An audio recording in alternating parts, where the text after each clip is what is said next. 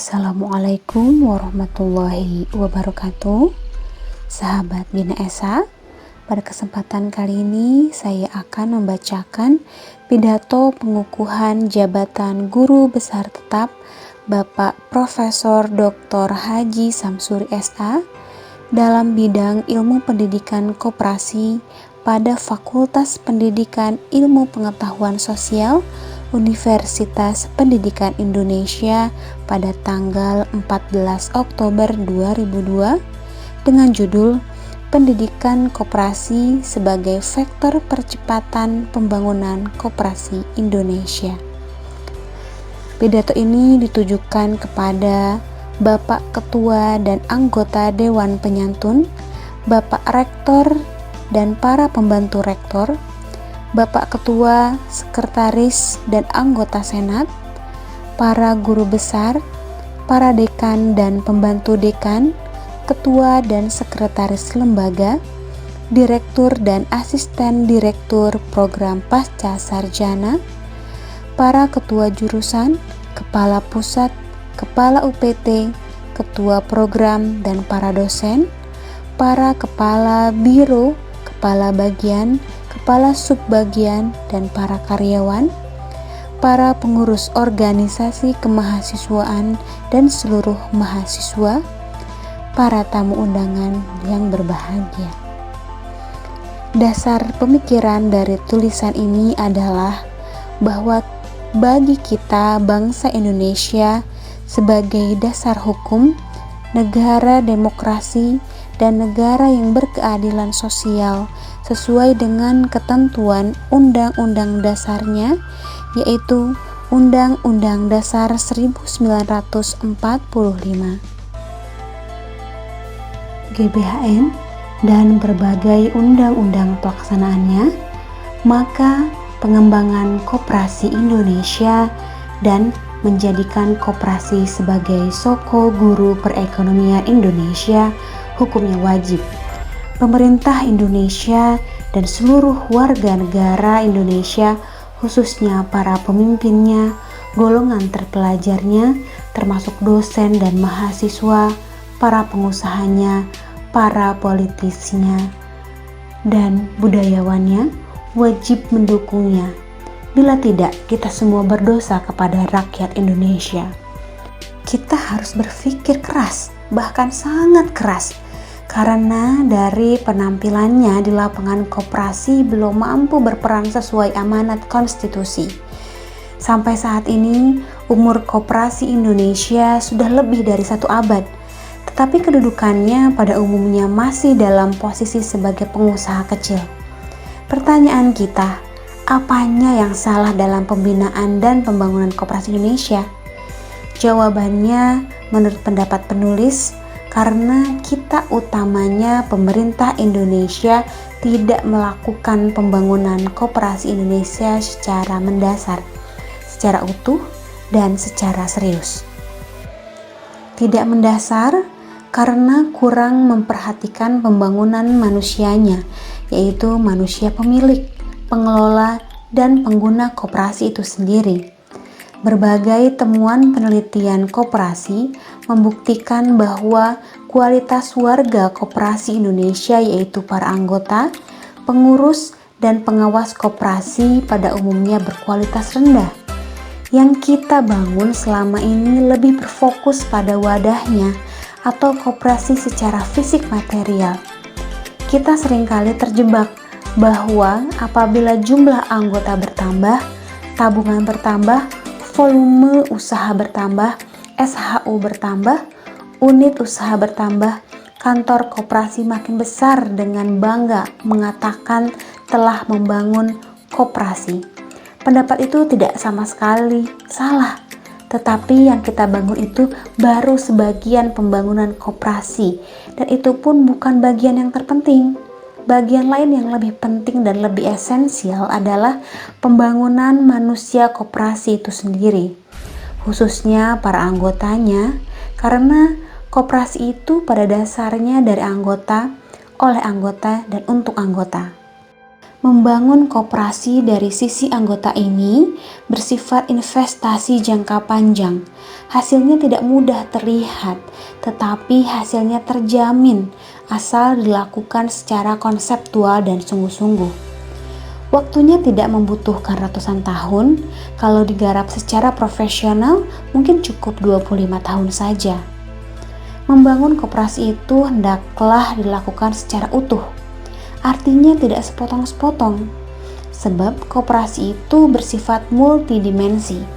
Pertama-tama, seperti telah dikemukakan di atas, membangun manusianya, lalu membangun organisasinya, membangun aturan mainnya, perundang-undangannya, membangun usahanya, dan membangun iklimnya yang kondusif. Semua itu hendaknya dilakukan serempak. Salah satu penyakit bangsa ini adalah tidak sungguh-sungguh atau tidak serius dalam melaksanakan suatu rencana dan seringkali lebih banyak bersifat formalitas. Kita merasa sudah melaksanakan suatu tugas apabila sudah mendirikannya, padahal sebenarnya itu baru langkah awal. Kita baru memulai. Tugas lainnya yang lebih penting adalah memelihara, membina, dan mengembangkannya.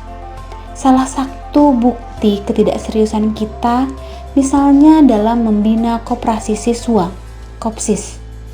Karena Menteri Pendidikan dan Kebudayaan sebelum ada Mendiknas menginstruksikan agar tiap sekolah dibentuk koperasi siswa sebagai tempat belajar koperasi sambil bekerja.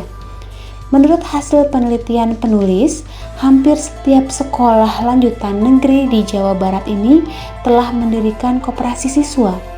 Tetapi sebahagian besar hanya sekedar ada. Pembinaan dan pengembangannya hampir tidak ada. Sejak sebelum proklamasi kemerdekaan, visi untuk menjadikan koperasi sebagai wahana untuk mewujudkan masyarakat yang adil dan makmur sudah dimulai.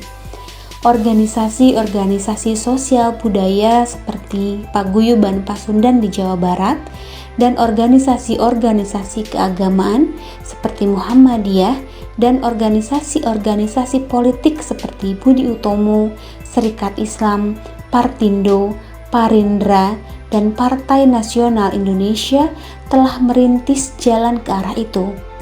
Pada tahun 1930 di Jawa Barat terdapat 4 perkumpulan koperasi yang cukup maju, yaitu Bank Koperasi Guru Bantu, Bank Koperasi Pasundan Istri, Bank Koperasi Simpan Pinjam Bumi Putra, dan Bank Rukun Usaha Famili.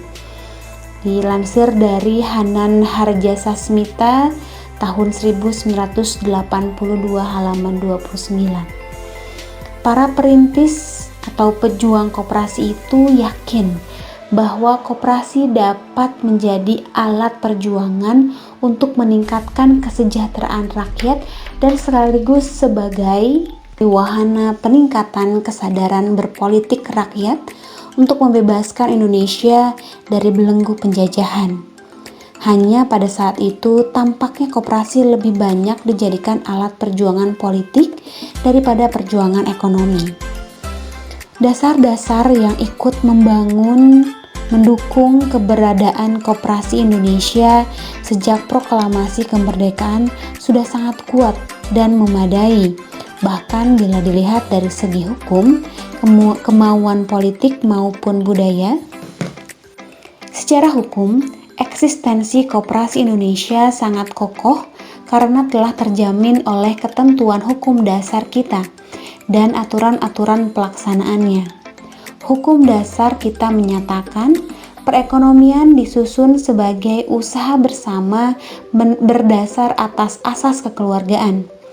Undang-Undang Dasar 1945 Pasal 33 Ayat 1 yang dalam penjelasannya disebutkan bahwa dalam pasal 33 tercantum dasar demokrasi ekonomi produksi dikerjakan semua untuk semua di bawah pimpinan atau penilikan anggota-anggota masyarakat. Kemakmuran masyarakatlah yang diutamakan, bukan kemakmuran orang seorang. Sebab itu, perekonomian disusun sebagai usaha bersama berdasarkan atas asas kekeluargaan. Bangun perusahaan yang sesuai dengan itu ialah koperasi. Hanya perusahaan yang tidak menguasai hajat hidup orang banyak boleh di tangan orang seorang. Untuk melaksanakan pasal 33 ayat 1 Undang-Undang Dasar 1945 tersebut, telah dikeluarkan beberapa undang-undang koperasi Indonesia, di antaranya Undang-Undang Nomor 79 Tahun 1958, Undang-Undang Nomor 14 Tahun 1965, Undang-Undang Nomor 12 Tahun 1967, dan terakhir Undang-Undang Nomor 25 Tahun 1992. Karena sekitar 70% warga negara kita ada di pedesaan, pemerintah telah mengeluarkan peraturan khusus koperasi pedesaan berupa Instruksi Presiden Nomor 4 Tahun 1907, Instruksi Presiden Nomor 2 Tahun 1978, dan Instruksi Presiden Nomor 4 Tahun 1984. Di samping itu, oleh Departemen Koperasi telah dikeluarkan berbagai peraturan lain yang berfungsi untuk mendukung, memperkuat, atau melancarkan pelaksanaan peraturan-peraturan hukum tersebut, antara lain Peraturan Pemerintah Republik Indonesia Nomor 44/97 tentang Kemitraan, Peraturan Pemerintah Republik Indonesia Nomor 33/98 tentang modal penyertaan pada koperasi, dan Instruksi Presiden Republik Indonesia Nomor 18/1988 tentang peningkatan pembinaan dan pengembangan perkoperasian. Inpres Nomor 18/1988 itu sangat hebat, tetapi tidak dilaksanakan karena presiden dan menterinya diganti. Banyak peraturan lain yang dikeluarkan melalui keputusan presiden, instruksi presiden, keputusan menteri, bahkan ada pula dalam bentuk surat keputusan bersama yang ditandatangani beberapa menteri. Misalnya SKB, Surat Keputusan Bersama tentang Pola Dasar Pembinaan Pendidikan Perkoperasian yang ditandatangani oleh Menteri Pendidikan dan Kebudayaan Republik Indonesia dengan Menteri Koperasi Republik Indonesia tahun 1984. Kemauan politik pemerintah untuk menjadikan koperasi sebagai salah satu jalur utama perekonomian bangsa dan sebagai alat perjuangan ekonomi untuk mempertinggi kesejahteraan rakyat cukup meyakinkan pula. Rakyat melalui wakil-wakilnya di DPR dan MPR telah menggariskan bahwa koperasi merupakan salah satu sarana vital untuk meningkatkan kemampuan golongan ekonomi lemah agar mampu memainkan peranan yang sesungguhnya dalam tata ekonomi Indonesia. GBHN 1978. Ketetapan MPR nomor 2/MPR 1983 pada arah dan kebijaksanaan pembangunan umum dalam bidang koperasi antara lain menyebutkan peranan dan usaha koperasi perlu ditingkatkan dan diperluas di berbagai sektor seperti pertanian, perindustrian, perdagangan, angkutan, kelistrikan, dan lain-lain.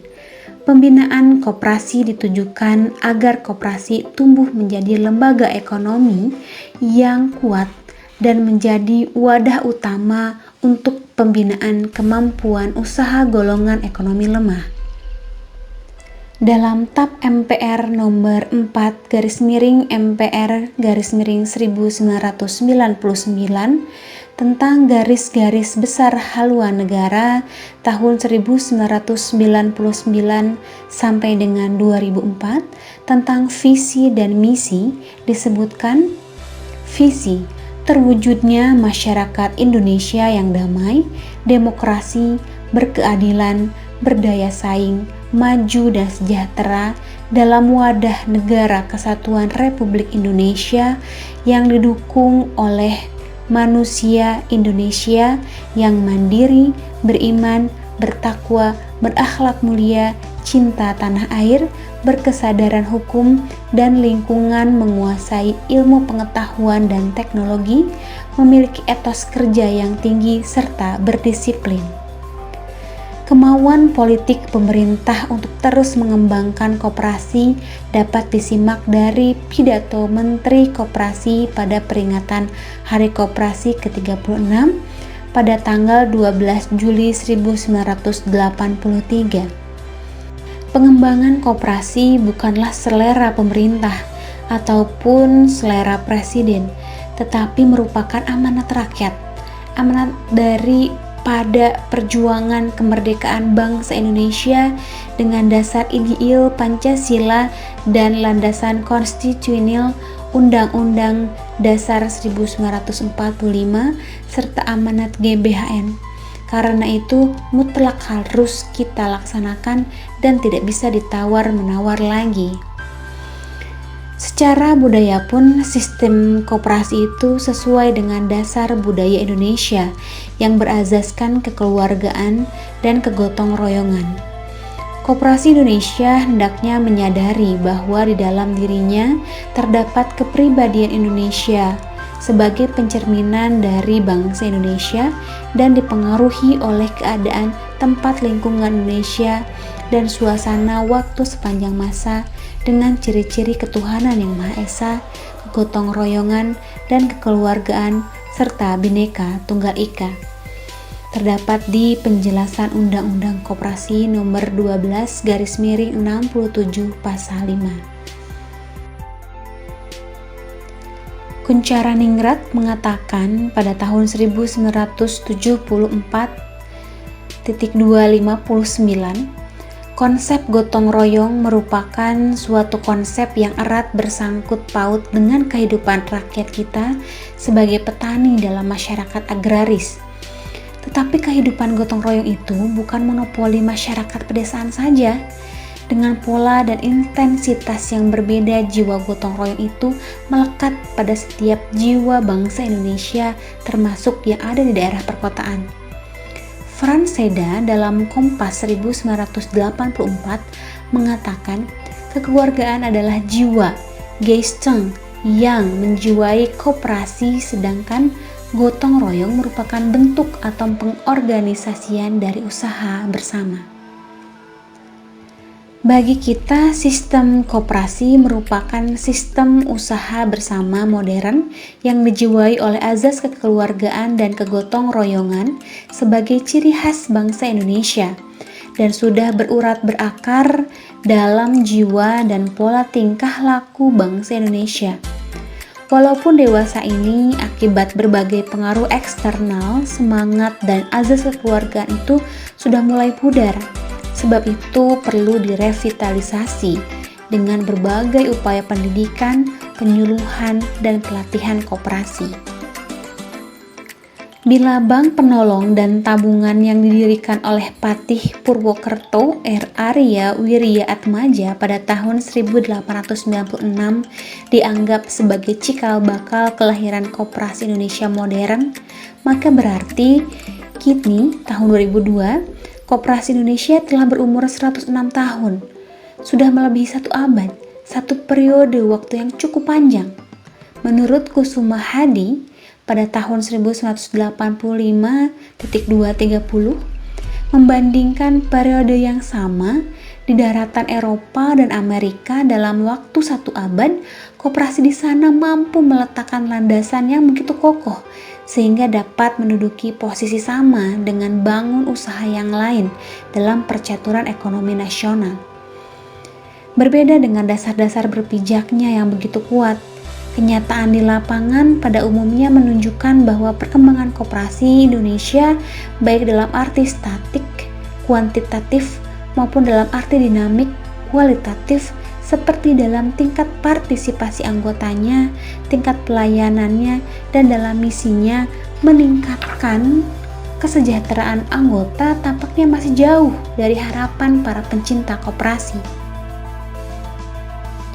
Profesor Dr. Sumitro Joyo Hadikusumo menyatakan, sebagaimana tercantum dalam Undang-Undang Dasar 1945, koperasi dimaksud untuk menjalankan peranan penting dalam perekonomian Indonesia.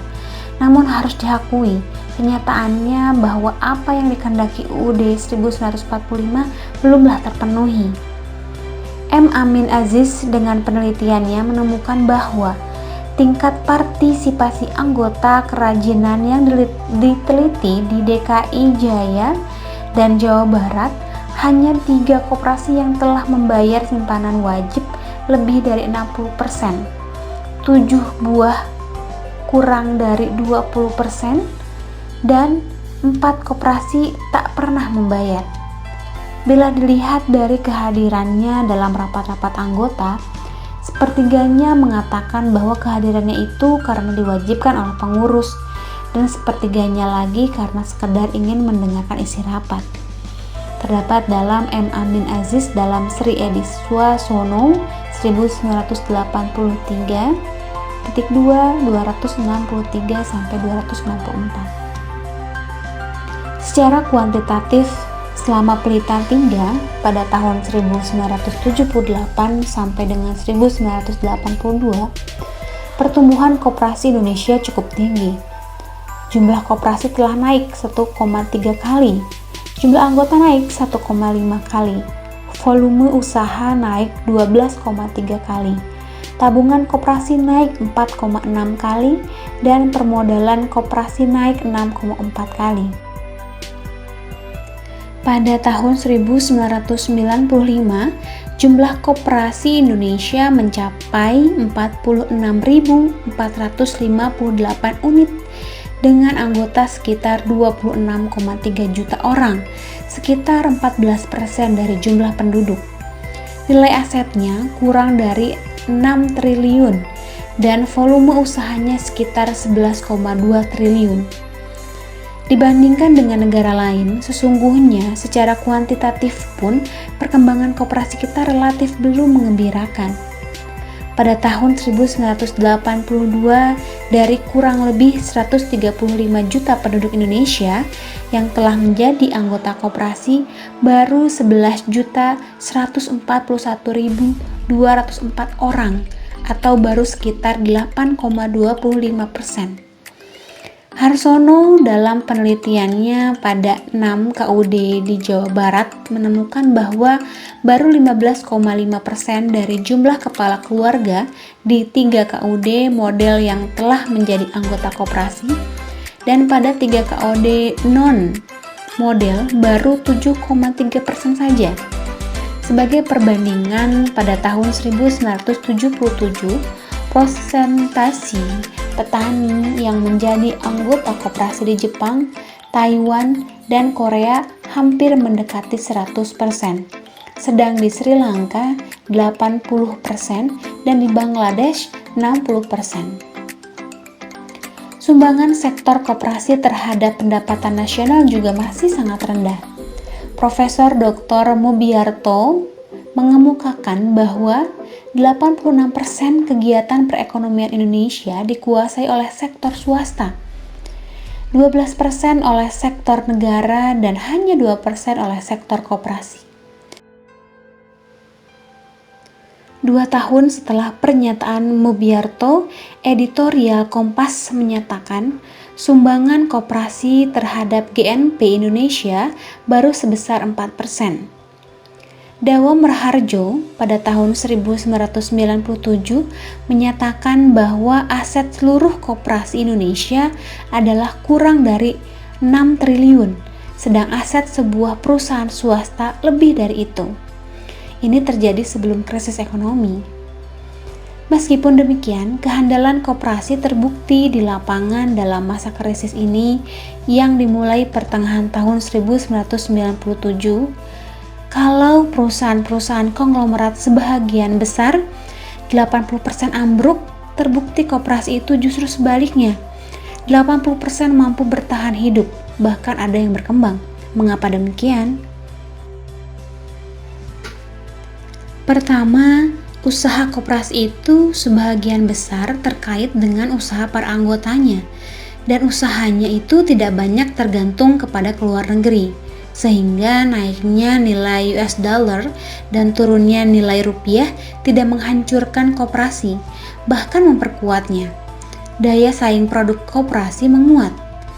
Kedua, modal usaha koperasi itu umumnya adalah modal sendiri.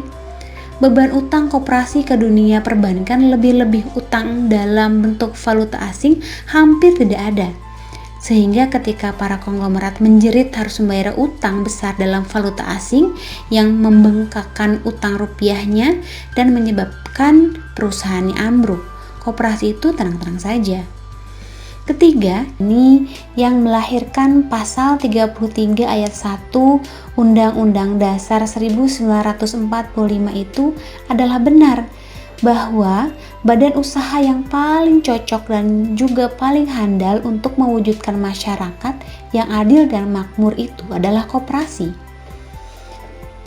Koperasi merupakan badan usaha era milenium ketiga atau era globalisasi, karena pada era dengan adanya perkembangan ilmu dan teknologi yang sangat maju dan telah digunakan sistem produksi serba otomatis, menggunakan sumber energi gas, listrik, bahkan nuklir, memungkinkan produksi massal dalam bidang produksi yang berakibat adanya kelimpahan, abundance, produksi apapun.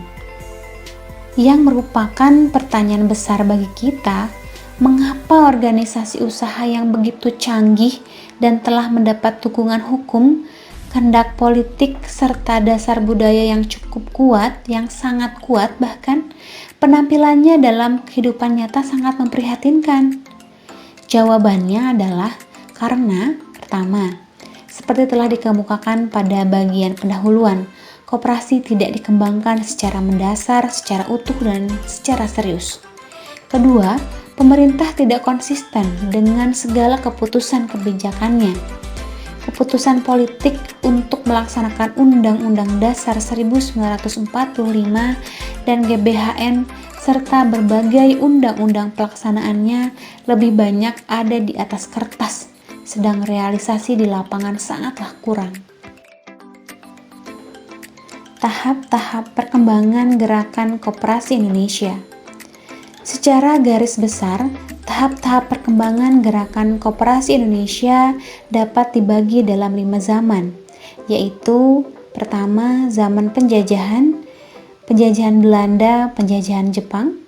Kedua, zaman permulaan kemerdekaan. Ketiga, zaman demokrasi terpimpin.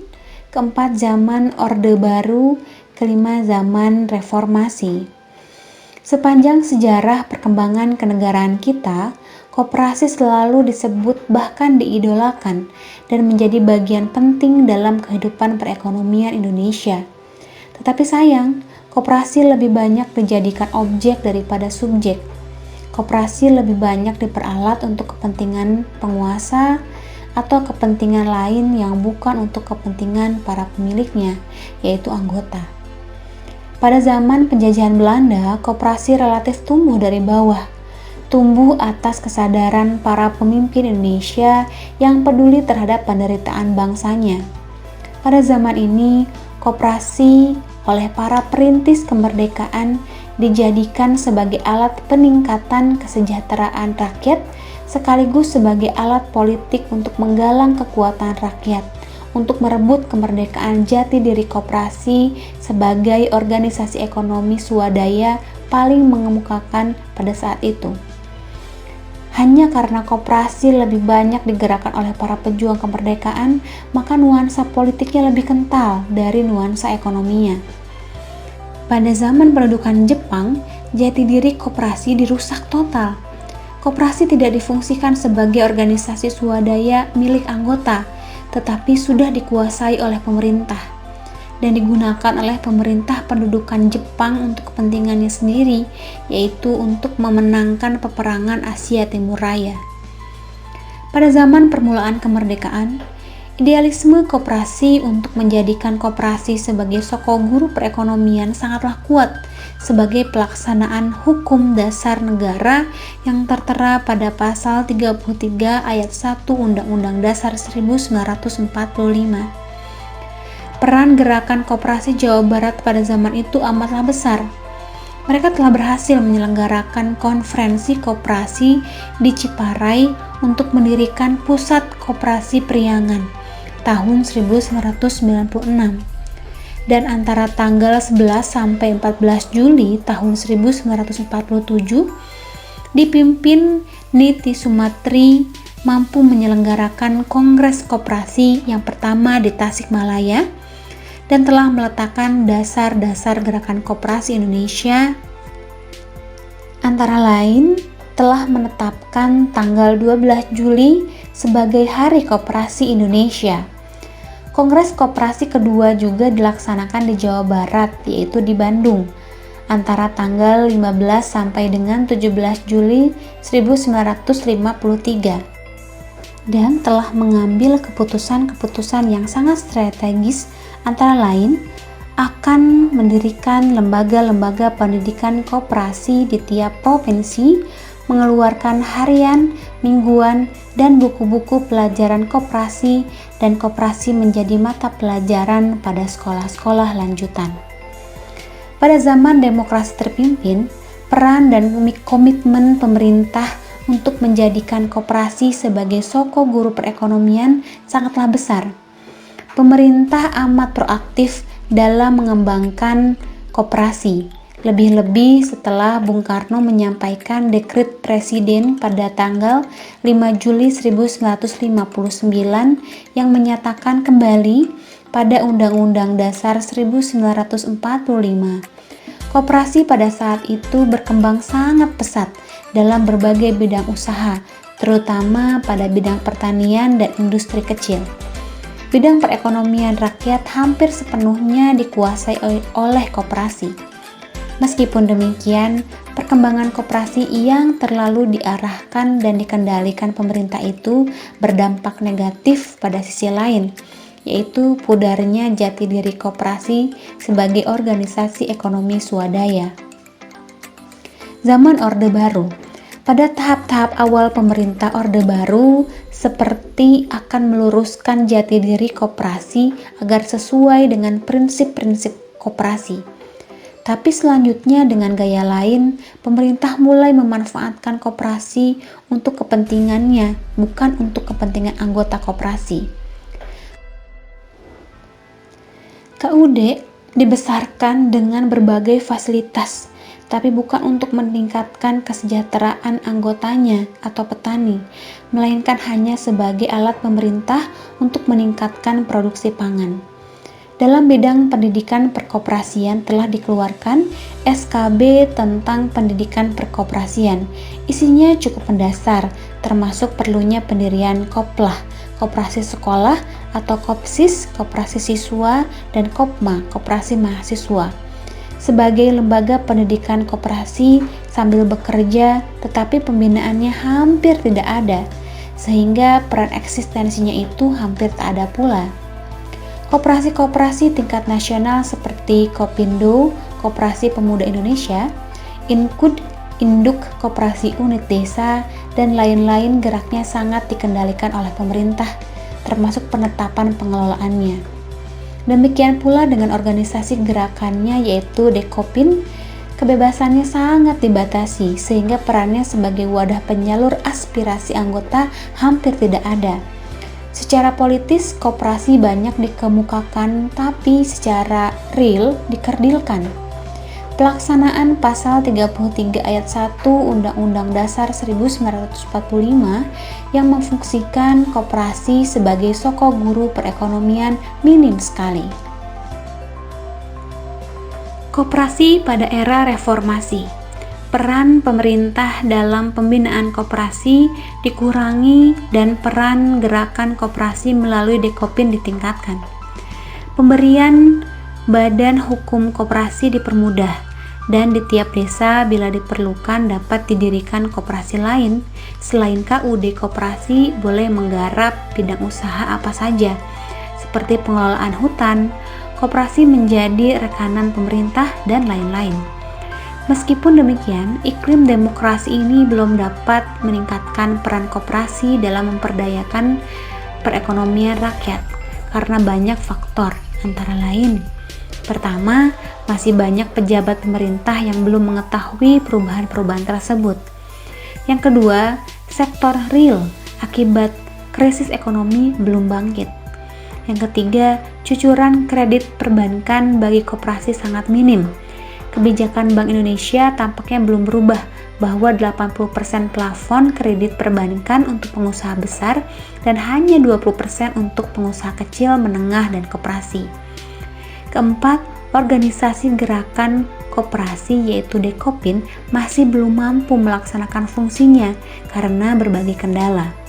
Kelima, kebijakan pemerintah masih terfokus pada upaya penyediaan pangan murah bagi rakyat yang berdampak pada hancurnya usaha KUD dan para anggotanya yaitu petani, karena hasil produksinya tersaingi secara tidak fair oleh petani-petani luar negeri atau asing. Dari seluruh uraian itu dapatlah disimpulkan: 1. Upaya untuk menjadikan koperasi sebagai soko guru perekonomian telah banyak dilakukan, tetapi tidak mendasar, karena upaya pemerintah lebih banyak pada segi pengembangan fisiknya atau wadahnya dan sedikit sekali pada pengembangan sumber daya manusianya. Kedua, pada setiap periode dengan tekanan yang berbeda, koperasi selalu dijadikan alat atau objek oleh berbagai kelompok kepentingan, sedang anggota sebagai pemilik koperasi relatif ditelantarkan. Koperasi adalah sistem ekonomi era milenium ketiga. Frank Henderson dalam bukunya The Economic Consequences of Power Production pada tahun 1933 mengemukakan tentang adanya kaitan erat antara penggunaan sumber tenaga, energi dalam produksi dengan sistem ekonomi yang berlaku. Menurut Henderson, pada saat sumber energi utama yang digunakan tenaga manusia atau hand power, maka sistem ekonomi yang berlaku adalah sistem ekonomi perbudakan. Pada saat tenaga hewan yang diutamakan, maka terjadilah sistem ekonomi feodalisme. Dan pada saat tenaga uap digunakan, maka berlakulah sistem ekonomi persaingan.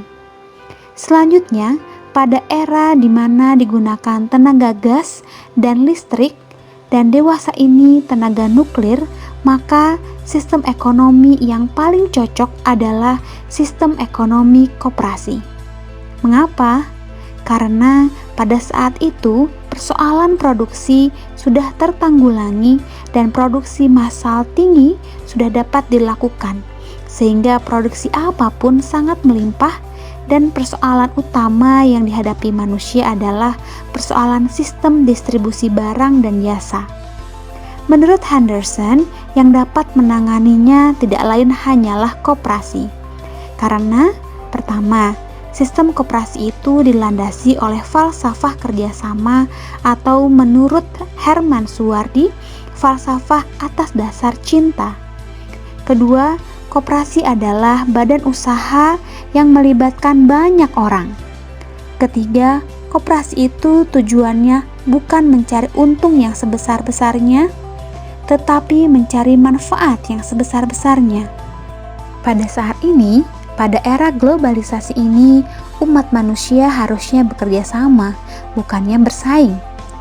Agar dapat mewujudkan masyarakatnya sejahtera bersama, abundance for all, seperti kata E.R. Bowen pada tahun 1953, we cannot go it alone as individuals any longer.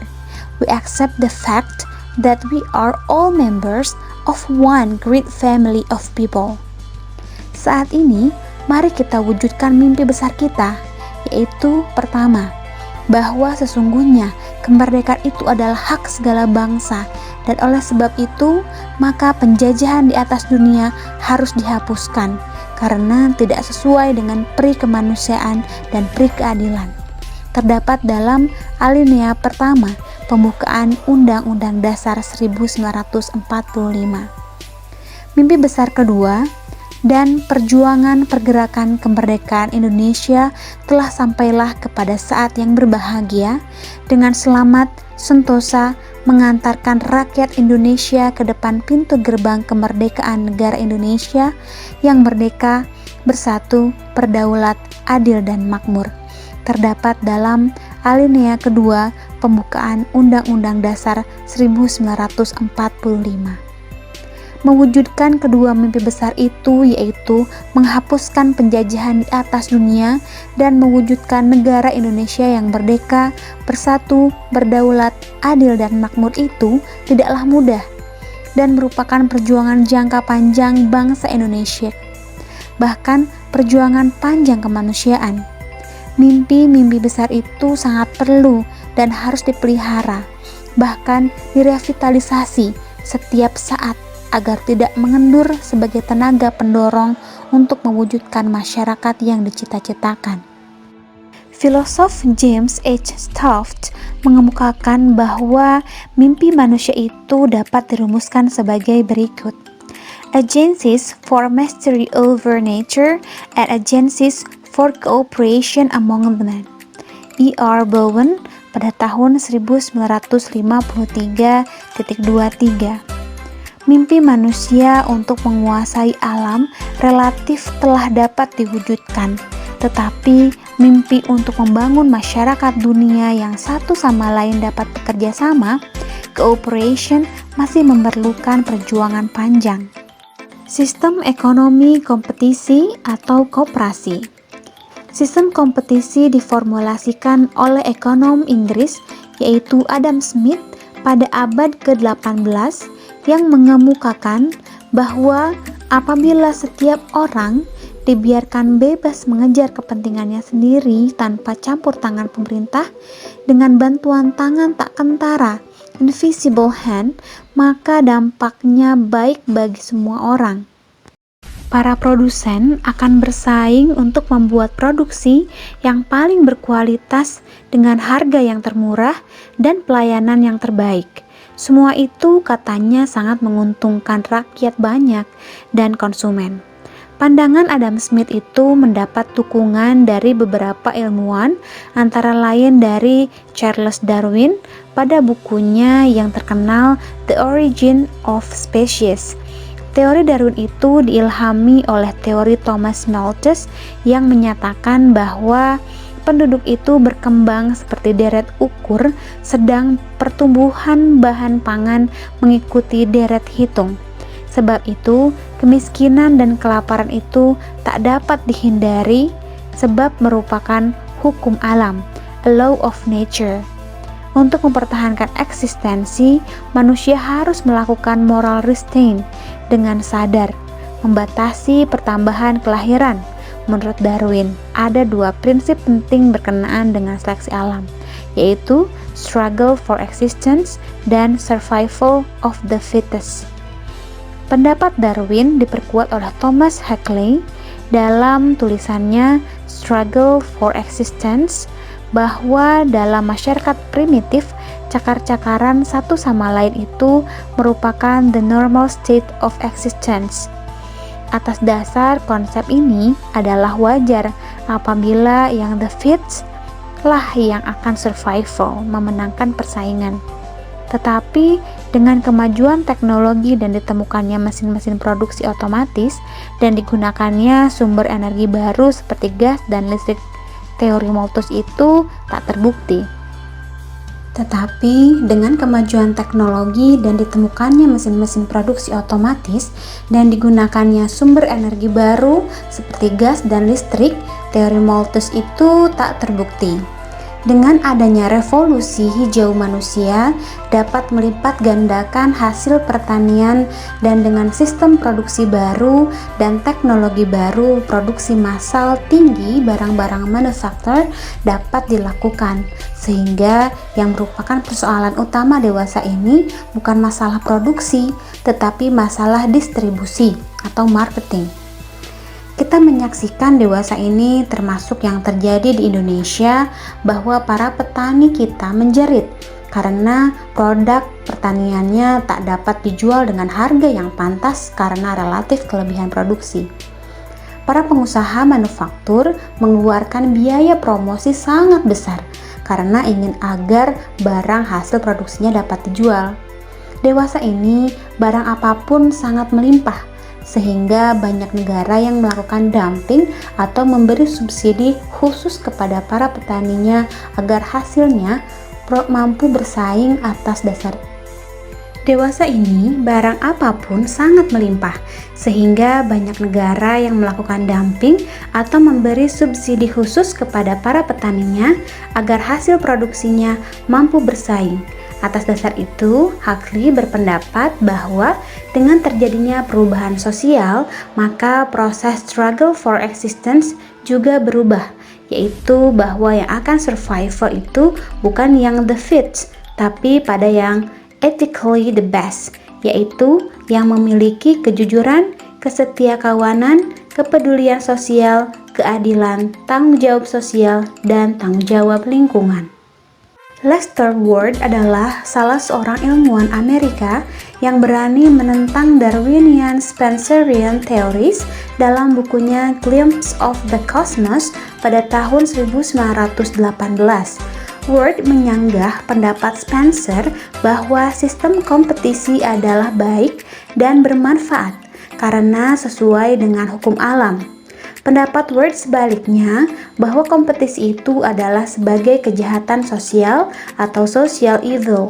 Binatang yang tindakannya hanya berdasarkan insting saja, menurut hasil penelitian Ward, lebih suka bekerja sama, cooperation, daripada bersaing atau competition, satu sama yang lainnya. Mereka akan membunuh mangsanya hanya pada saat kelaparan saja. Lebih-lebih manusia yang dibekali dengan pikiran atau mind. Samuel Cheger, Man, tahun 1929-298 menyatakan bahwa peradaban manusia itu akan punah kecuali apabila sistem kompetisi dan ekonomi biologi diganti oleh sistem kooperasi dan ekonomi psikologis. Mesin ekonomi individualisme itu katanya dapat menciptakan banyak produksi atau may create plenty, tetapi mesin sosial koperasi sangat diperlukan untuk mendistribusikannya sehingga dapat membuat yang banyak itu bermanfaat bagi orang banyak atau make that plenty available to the masses. Permasalahan utama dalam era modern ini, seperti telah dikemukakan di atas, adalah masalah distribusi pendapatan dan peningkatan konsumsi. Distribusi pendapatan yang pincang akibat kompetisi menyebabkan kesenjangan kaya miskin makin lebar dan melemahkan daya beli sebagian besar masyarakat yang selanjutnya akan menurunkan permintaan akan barang-barang dan jasa. Ini berarti akan menyebabkan resesi ekonomi, ambruknya perusahaan-perusahaan, PHK, pengangguran, dan penderitaan rakyat.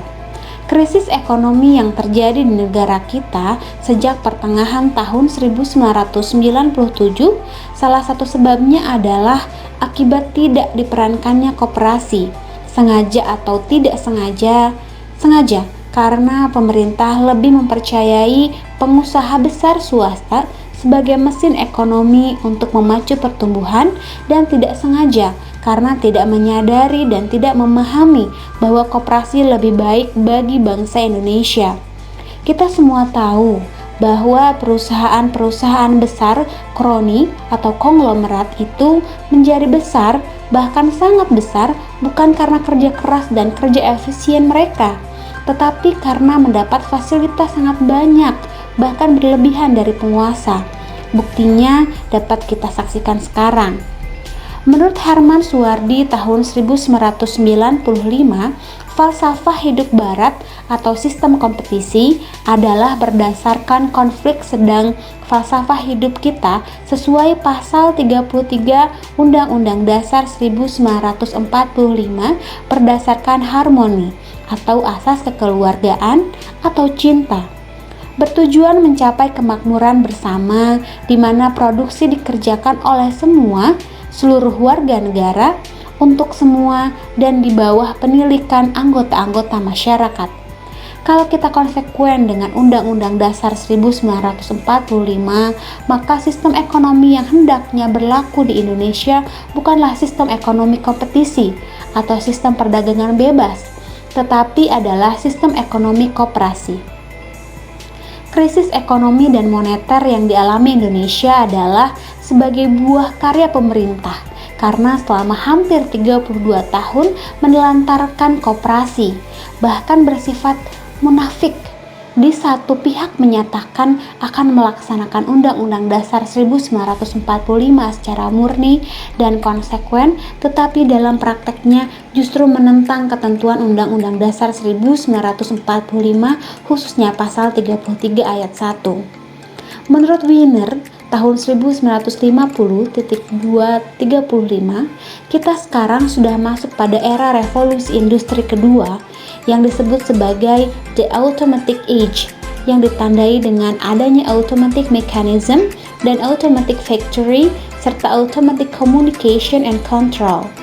Revolusi industri kedua itu sebagai pedang bermata dua, yaitu dapat digunakan untuk kepentingan kemanusiaan, memakmurkan dan memanusiakan manusia, atau justru kita akan mengembangkan the fifth freedom, yaitu the freedom to exploit. Dan bila yang kedua yang kita pilih, maka kita akan harus menghadapi satu atau lebih dekade kehancuran dan keputusasaan. We shall have to face a decade or more of ruin and despair. We shall have to face a decade or more of ruin and despair.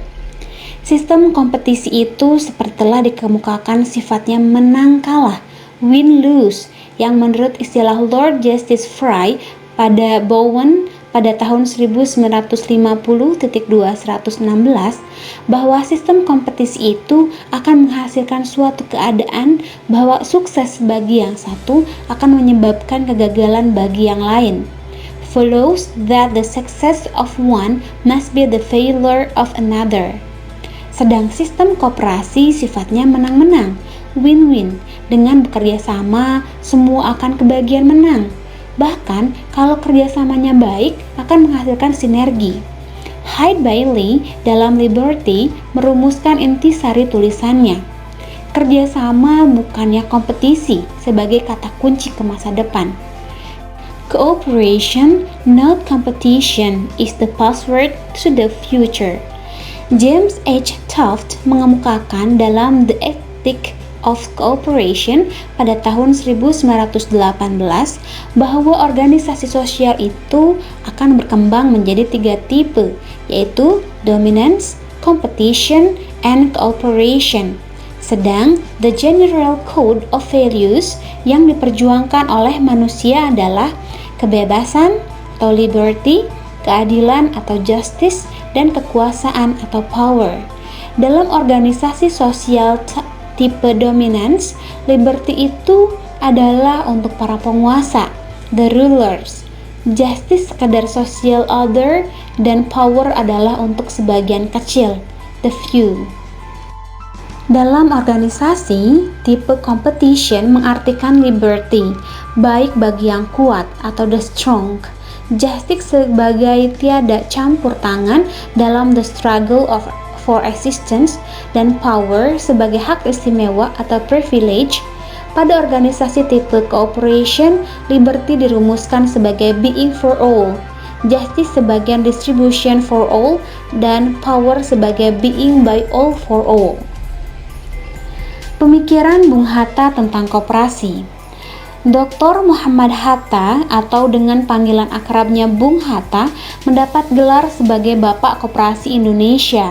Gelar ini pantas disandangnya karena beliau adalah salah seorang pejuang gerakan koperasi dan sebagai konseptor pasal 33 Undang-Undang Dasar 1945. Pemikiran Bung Hatta tentang konsep koperasi, jiwanya, semangatnya, azasnya, dan cita-citanya secara garis besar adalah sebagai berikut. 1. Jiwa dan semangat koperasi. Kapitalisme berkembang dengan semangat individualisme, sistem persaingan bebas, dan dukungan modal yang kuat sedang koperasi akan berkembang berdasarkan prinsip bekerja sama dan azas tolong-menolong. Selain dari itu, koperasi harus dijiwai oleh semangat self-help, menolong diri sendiri, agar mampu berdiri di atas kaki sendiri. Sejarah masyarakat koperasi di Eropa membuktikan bahwa orang-orang kecil yang lemah ekonominya akan mampu bertahan hidup dan meningkatkan taraf hidupnya melalui cara kerjasama dan tolong-menolong atas dasar self-help tersebut. Kedua, koperasi sebagai wahana untuk membangun rakyat. Menurut Bung Hatta tahun 1950.28-9, perekonomian kolonial dibagi dalam 3 lapis, yaitu lapisan paling atas adalah perekonomian kaum penjajah, kaum kulit putih khususnya Belanda. Mereka menguasai perusahaan-perusahaan besar seperti perusahaan perkebunan, industri, perhubungan laut, udara, ekspor dan impor. Kedua, lapisan kedua yang menjadi perantara dengan masyarakat luas bangsa Indonesia, sebagian besar 90% ada di tangan orang-orang Cina dan Asia lainnya. 3. Lapisan ketiga sebagai lapisan terbesar adalah golongan perekonomian skala kecil, petani kecil, pegawai kecil, buruh kecil, dan lain-lain, terdiri atas masyarakat Indonesia itu sendiri atau pribumi. Golongan masyarakat yang serba kecil ini hanya bisa diangkat keluar dari lumpur, tekanan, hisapan, dan penderitaannya apabila perekonomian rakyat disusun sebagai usaha bersama berdasarkan koperasi. Melalui koperasi pula, karena usahanya menitik beratkan pada usaha bersama, maka orang akan belajar mengenal dirinya sendiri dan untuk percaya pada dirinya sendiri. Melalui lembaga koperasi, mereka akan melaksanakan prinsip menolong dirinya sendiri atas dasar kekuatan sendiri, solidaritas, dan tolong-menolong dengan rekan-rekannya yang senasib. Koperasi bagi masyarakat kecil bukan semata-mata wadah ekonomi, tapi sudah merupakan lembaga pendidikan pula seperti pendidikan berdemokrasi dan pendidikan bekerja sama. Azas kekeluargaan dalam koperasi. Azas kekeluargaan adalah istilah dari taman siswa untuk menunjukkan bagaimana murid dan guru tinggal dan hidup bersama sebagai satu keluarga. Demikian pula hendaknya corak koperasi Indonesia. Hubungan antar anggota-anggota koperasi satu sama lain harus mencerminkan sebagai orang-orang bersaudara atau orang-orang dalam satu keluarga. Dalam keluarga yang baik, koperasi yang baik hendaknya A. Dapat memupuk dan memperkuat rasa solidaritas. B. Dapat mengembangkan rasa kemandirian dan keinsyafan akan harga dirinya. Seseorang yang insyaf akan harga dirinya akan memiliki kemampuan dan tekad yang kuat untuk membela kepentingan keluarganya. Dalam kehidupan koperasi, ia akan bisa membela kepentingan koperasinya dan usaha bersamanya. C. Dapat meningkatkan rasa cinta kepada masyarakat yang ada di sekitarnya. Kepada anggota koperasi perlu ditanamkan keinsyafan bahwa adanya orang-orang itu adalah karena adanya masyarakat. Dengan perkataan lain, bahwa kita tak bisa hidup sendiri. Kita hidup karena dibantu orang lain. Oleh karena itu, setiap anggota koperasi harus memiliki tanggung jawab moral dan sosial. 4. Daerah perekonomian kita menurut pasal 33 Undang-Undang Dasar 1945. Berdasarkan pasal 33 Undang-Undang Dasar 1945, jalur perekonomian kita dibagi 3, yaitu 1. Jalur perekonomian atas dasar koperasi atau daerah koperasi sebagai jalur ekonomi yang terpenting. Melalui ikatan koperasi perekonomian rakyat yang kecil-kecil itu dipersatukan, dibina dan dikembangkan sehingga secara berangsur-angsur akhirnya mampu melaksanakan perekonomian medan pertengahan dan medan perekonomian besar seperti telah terbukti dapat dilaksanakan di Swedia, Denmark, dan Jerman. 2. Jalur yang kedua adalah jalur perusahaan negara yang bertugas untuk mengelola usaha-usaha besar dan yang menyangkut hajat hidup orang banyak seperti perusahaan listrik, air minum, menggali saluran air, membuat jalan, perusahaan kereta api, dan lain-lain. Jalur pertama menurut Bung Hatta merupakan upaya membangun dari bawah, mulai dengan usaha-usaha kecil yang berkaitan dengan keperluan hidup rakyat sehari-hari, lalu secara berangsur-angsur meningkat ke atas. Melalui jalur kedua, pemerintah membangun dari atas dengan menggarap usaha-usaha besar dan yang menyangkut hajat hidup orang banyak. Dalam perusahaan-perusahaan besar milik negara itu, semangat koperasi hendaknya dihidupkan pula. Buruh-buruh yang ada dalam perusahaan negara supaya menjadi anggota koperasi konsumsi yang berdiri sendiri dalam perusahaan itu atau sebagai cabang dari koperasi konsumsi yang lebih luas. 3. Antara aktivitas koperasi yang bergerak dari bawah dan aktivitas pemerintah yang bergerak dari atas masih terbuka bidang ekonomi yang dapat dikerjakan oleh swasta. Yang perlu ialah agar inisiatif swasta itu bekerja di bawah penilaian pemerintah dan dalam bidang dan syarat yang ditentukan oleh pemerintah pula. Pasal 33 itu adalah sendi utama bagi politik perekonomian dan politik sosial Republik Indonesia. Cita-cita koperasi menurut Pasal 33 Undang-Undang Dasar 1945. Cita-cita koperasi Indonesia menentang individualisme dan kapitalisme secara fundamental. Hatta 1950.211. Faham koperasi Indonesia itu untuk menciptakan masyarakat Indonesia yang kolektif berakar pada adat istiadat hidup bangsa Indonesia yang asli, tetapi ditumbuhkan pada tingkat yang lebih tinggi sesuai dengan tuntutan zaman modern. Semangat kolektivisme Indonesia yang akan dihidupkan kembali dengan koperasi itu mengutamakan kerjasama dalam suasana kekeluargaan antara manusia dan yang bebas dari penindasan serta paksaan. Semangat kolektivisme Indonesia yang akan dihidupkan kembali dengan koperasi itu mengutamakan kerjasama dalam suasana kekeluargaan antara manusia dan yang bebas dari penindasan serta paksaan. Sistem koperasi menghargai manusia sebagai makhluk Allah yang bertanggung jawab atas keselamatan keluarganya dan masyarakat seluruhnya dan menentang sistem persaingan bebas yang akan mendorong eksploitasi si lemah oleh si kuat. Sebagai badan usaha bersama yang berdasarkan azas kekeluargaan, koperasi mencita-citakan kehidupan masyarakat yang damai, selaras, dan harmonis. Dengan demikian, koperasi akan memupuk semangat toleransi bagi para warganya sehingga melalui koperasi dapat memperkuat azas demokrasi sebagai cita-cita bangsa. Sebagai penutup uraiannya, Bung Hatta menyatakan bahwa tujuan koperasi itu ialah untuk membela kepentingan hidup dan memperbesar kemakmuran masyarakat luas. Tetapi koperasi hanya bisa hidup subur di atas pangkuan masyarakat yang bersemangat koperasi.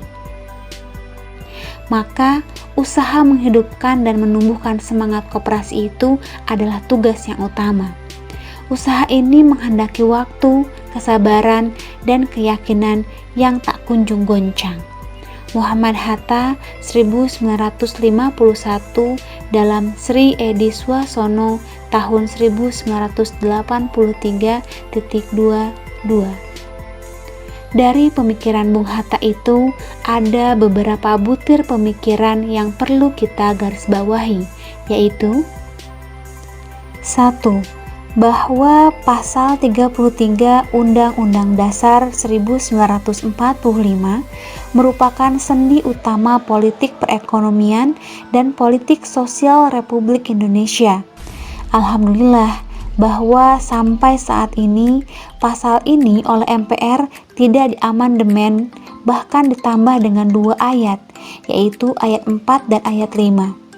Ayat 4 menyebutkan perekonomian nasional diselenggarakan berdasar atas demokrasi ekonomi dengan prinsip kebersamaan, efisiensi, berkeadilan, berkelanjutan, berwawasan luas, kemandirian, serta dengan menjaga keseimbangan, kemajuan, dan kesatuan ekonomi nasional. 2. Bahwa jalur ekonomi berdasarkan pasal 33 Undang-Undang Dasar 1945 itu intinya hanya 2 jalur, yaitu jalur koperasi dan jalur perusahaan negara. Sedang jalur swasta itu sebagai pelengkap. Itu pun harus dinilai dan dikendalikan oleh pemerintah. Demikian pidato pengukuhan jabatan Guru Besar Tetap Bapak Profesor Dr. Haji Samsuri SA yang berjudul Pendidikan Koperasi sebagai Vektor Percepatan Pembangunan Koperasi Indonesia. Semoga dengan pidato yang luar biasa ini dapat memberikan inspirasi bagi kita kaum muda untuk sama-sama mengembangkan koperasi Indonesia. Di akhir kata, kami ucapkan terima kasih dan juga bila berkenan silahkan like, komen, dan subscribe ya. Terima kasih. Assalamualaikum warahmatullahi wabarakatuh.